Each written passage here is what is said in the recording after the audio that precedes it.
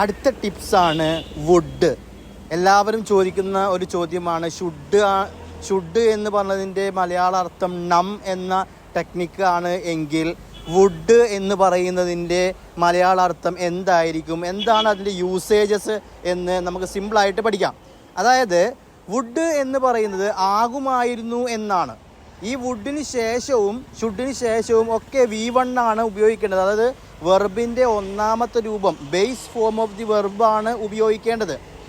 അതേപോലെ ഞാൻ പറഞ്ഞില്ലേ, ഷുഡ് ഗോ പോകണം എന്ന് പറയുന്ന പോലെ വുഡ് ഗോ പോകുമായിരുന്നു, വുഡ് സ്റ്റഡി പഠിക്കുമായിരുന്നു, വുഡ് പ്ലേ കളിക്കുമായിരുന്നു.